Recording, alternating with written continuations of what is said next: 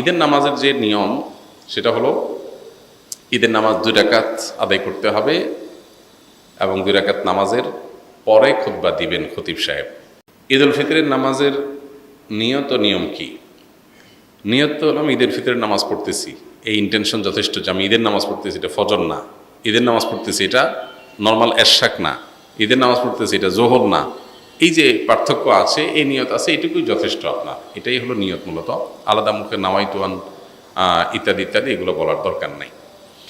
আর জুমাতে বা অন্যান্য ক্ষেত্রে খুতবা আগে আমরা দেই, কিন্তু ঈদের নামাজের মধ্যে খুতবা হবে পরে।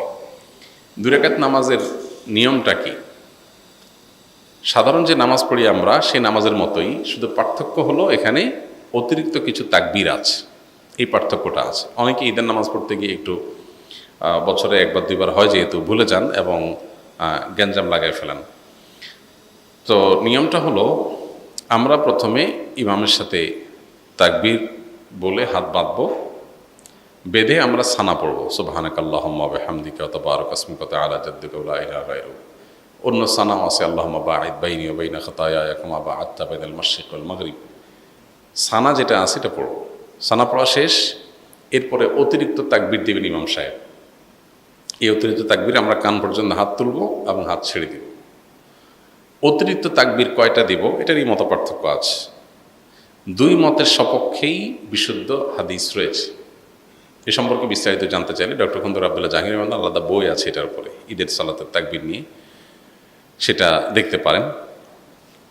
অর্থাৎ অতিরিক্ত তাকবীরের সংখ্যা 6 তাকবীর হানাফি মাযহাব অনুযায়ী, অন্যান্য মাযহাব অনুযায়ী 12 তাকবীর। এই দুইটাই বিশুদ্ধ। তো অতিরিক্ত যে তাকবীর সানা পড়ার পর ইমাম সাহেব দিবেন, আমরা সাথে সাথে বলবো আল্লাহু আকবার, আল্লাহু আকবার, আল্লাহু আকবার। 3টা তাকবীর হয়তো প্রথম 2টাতে হাত ছেড়ে দিবেন, তৃতীয় তাকবীরের পরে হাত বেঁধে ফেলবেন। এবার ইমাম সাহেব সূরা ফাতিহা পড়বেন, অন্য সূরা মিলাবেন, রুকু করবেন, সিজদা করবেন, আবার দ্বিতীয় রাকাত শুরু করবেন। দ্বিতীয় রাকাতে তাকবীরটা হবে শেষে। ইমাম সাহেব দাঁড়ায় সূরা পড়বেন, সূরা ফাতিহা পড়বেন, সূরা মিলাবেন, এরপরে আল্লাহু আকবার, আল্লাহু আকবার, আল্লাহু আকবার, অতিরিক্ত তাকবীর দিবেন 3টা হানাফি মাযহাব অনুযায়ী, আর শেষে আরেকটা তাকবীর দিয়ে রুকুতে যাবেন। তাহলে 4টে হবে লাস্টে, 3টা অতিরিক্ত তাকবীর, একটা রুকুর তাকবীর, ব্যাস। এরপরে যথারীতি নামাজ, আত্তাহিয়াতু, দোয়া, মাসুরা, দুরূদ পড়ে আমরা সালাম ফেরাবো। এ হলো নামাজ। তাহলে শুধুমাত্র অতিরিক্ত তাকবীরগুলো প্রথম রাকাতে সানা পড়ার পরে সূরা ফাতিহার আগে, আর দ্বিতীয় রাকাতে অতিরিক্ত তাকবীরগুলো হবে রুকুতে যাওয়ার আগে, সূরা ফাতিহা সূরা মিলানোর পরে। তাকবীরগুলো মুখে বলবো, বলার সময় হাত উত্তোলন করে আবার হাত ছেড়ে দেব, বাস। এই ছাড়া আর কোনো পার্থক্য নেই। ঈদের নামাজের পরে ইমাম সাহেব খুতবা দিবেন, তখন মনোযোগের সাথে খুতবা শ্রবণ করতে হবে। অনেকে আছেন ঈদের নামাজ পড়ে খুতবা শোনা ছাড়া চলে যান, খুবই গর্হিত কাজ, খুতবা শুনতেই হবে। সো ঈদের নামাজের গুরুত্বপূর্ণ অংশ খুতবা শোনা। খুতবা শোনা ছাড়া যাওয়া জায়েজ নাই। অবশ্যই আপনাকে ঈদের নামাজের পরে খুতবা শুনে তারপরে যেতে হবে। ঈদের দিনের আমলগুলো কি কি? ঈদের দিনের সুন্নাহগুলো আমরা বলেছি। ঈদের দিনের সুন্নাহ কাজ যেগুলো আছে সেগুলো করবেন। ঈদের দিনে একটু আনন্দ খুশির প্রকাশ ঘটানো সুন্নাহ। গোমরা মুখে না থাকা উচিত, কোনো কারণে মন খারাপ হলে একটু খুশি মনে থাকা ভালো। উত্তম পোশাক পরা, ঈদগাহে যাওয়ার সময় গোসল করে ঈদগাহে যাওয়া, উত্তম পোশাক পরে যাওয়া, সুগন্ধি পরে যাওয়া, মেসওয়াক করে যাওয়া, ঈদুল ফিতরের কিছু খেয়ে যাওয়া, মিষ্টান্ন ইত্যাদি, খেজুর টেজুর, আর ঈদুল আজহাতে না খেয়ে যাওয়া, তাকবীর পড়তে পড়তে যাওয়া, এগুলো সব ঈদের দিনের সুন্নত। ঈদের দিন উপলক্ষে একটা গুরুত্বপূর্ণ বিষয় আমাদের লক্ষ্য করা দরকার, সেটা হলো আজকাল বিশেষ করে ঈদের দিনে আমরা আমাদের আনন্দ ভাগাভাগির চাইতে মোবাইল নিয়ে বেশি ডুবে থাকি। ছেলে কি বুড়ো সবাই এক্ষেত্রে সমান, নারী কি পুরুষ কারোর কোনো পার্থক্য নেই, সবাই মোবাইলে আমরা আসক্ত হয়ে গেছি এবং এমনভাবে হয়ে গেছি যে ঈদের আনন্দটাও আমাদের মোবাইলে কেড়ে নিয়ে যায়।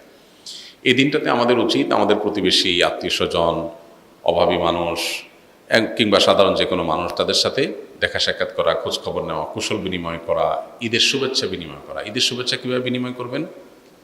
তাকাব্বালাল্লাহু মিন্না ওয়া মিনকুম, আল্লাহ আমার এবং আপনার, আমাদের উভয়ের সব নেক আমলগুলো কবুল করে নেক, রমজান জুড়ে যেগুলো আমরা করেছি, এটা হলো ঈদের শুভেচ্ছা। তাকাব্বালাল্লাহু মিন্না ওয়া মিনকুম। পাশাপাশি ঈদ মুবারক আপনি বলতে পারেন, অসুবিধা নাই, কিন্তু সুন্নাত হলো তাকাব্বালাল্লাহু মিন্না ওয়া মিনকুম বলা। তো এইভাবে আমরা শুভেচ্ছা বিনিময় করব।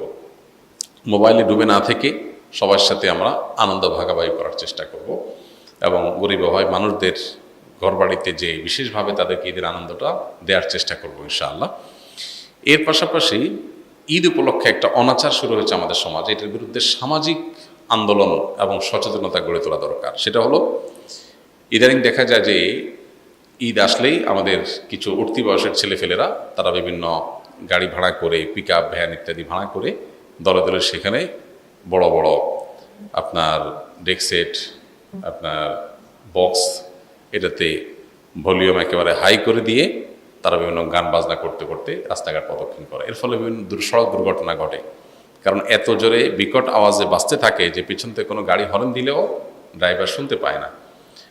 আর সবচেয়ে বড় কথা হলো, একটা সুস্থ সভ্য সমাজে আপনি গানের আওয়াজে পুরো সমাজকে প্রকম্পিত করে তুলবেন, কেউ ঘুমাইতে পারে, কারোর ক্ষতি হতে পারে, এটা কোনো সুস্থ বা স্বাভাবিক একটা সমাজে এটা সম্ভব না।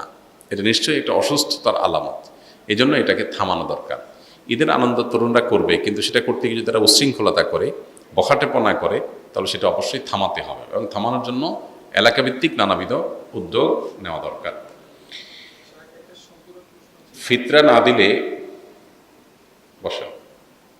ঈদুল ফিতরের সুন্নাহসমূহ কি কি?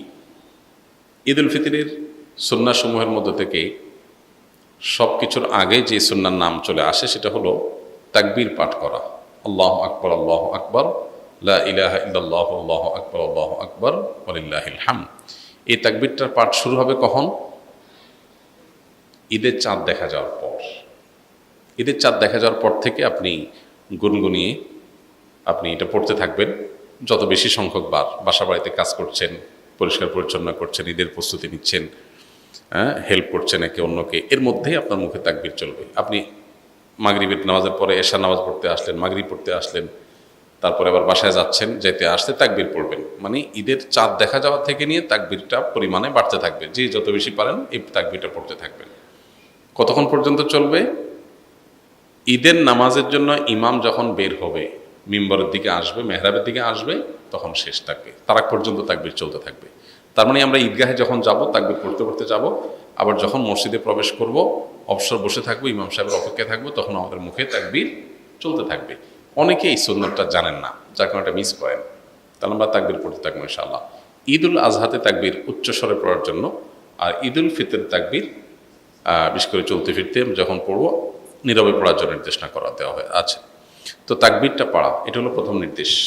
দ্বিতীয়ত হলো ভোরবেলায় অন্য দিনের চাইতে একটু আগে আগে ঘুম থেকে ওঠা। আমাদের উল্টা হয়, সারা রাত ঈদের শপিং কেনাকাটা পোলাপানের আড্ডাবাজি করে এসে অন্যান্য দিন ফজর নামাজ জামাতের সাথে পড়লেও ঈদের দিন মাস্ট মিস, উল্টা। অথচ ঈদের দিন ফজর নামাজ জামাতের সাথে পড়া, আগে আগে ঘুম থেকে ওঠা, এটার গুরুত্ব আরও বেশি। 3 নম্বর হলো গোসল করা। ঈদের জন্য গোসল করা। কেন গোসল করতে হবে? কারণ ঈদগাহে অনেক লোকের গ্যাদারিং হবে, আমি একটু ফ্রেশ শরীরে যাব, ঈদের আনন্দটা যেমন পূর্ণতা পাবে, আবার পরিবেশটা ভালো থাকবে। যে আপনার গায়ে ঘামের গন্ধ, আপনার অপরিচ্ছন্নতা থাকলে অন্য লোকের কষ্ট হতে পারে। সবাই একসাথে থাকবে যেহেতু, যাতে পরিবেশ ভালো থাকে। এরপরে আরেকটা সুন্নাত হলো ঈদের দিন আমরা যার যা পোশাক আছে এর মধ্যে উত্তম পোশাকটা পরব। এখানে একটা ভুল কথা প্রচলিত আছে, নতুন পোশাক পরতে হবে। ঈদের দিন নতুন পোশাক পরা সুন্নত না। সুন্নত হলো কোনটা? যেগুলো আছে আপনার এর মধ্যে তুলনামূলক ভালোটা পরবেন, সুন্দরটা পরবেন। ঈদ সুন্নত ছাড়া, নতুন কাপড় ছাড়া ঈদ হবেই না, এই কনসেপ্টটা আমাদের মধ্যে ঢুকছে ভুলভাবে। এটা শরিয়ার কনসেপ্ট না। নতুন পোশাক ঈদের জন্য জরুরি না। সাহাবীরা প্রতি বছর একটা করে জামা কিনতে পারতেন না, 2-4 জোড়া জামা দিয়ে জীবন পার করে দিতেন সেই 1450 বছর আগের মানুষ। এই জন্য ঈদের দিন যার যা পোশাক আছে এটার মধ্যে উত্তম পোশাকটা পরব। আরেকটা সুন্নত হলো মেসওয়াক করা।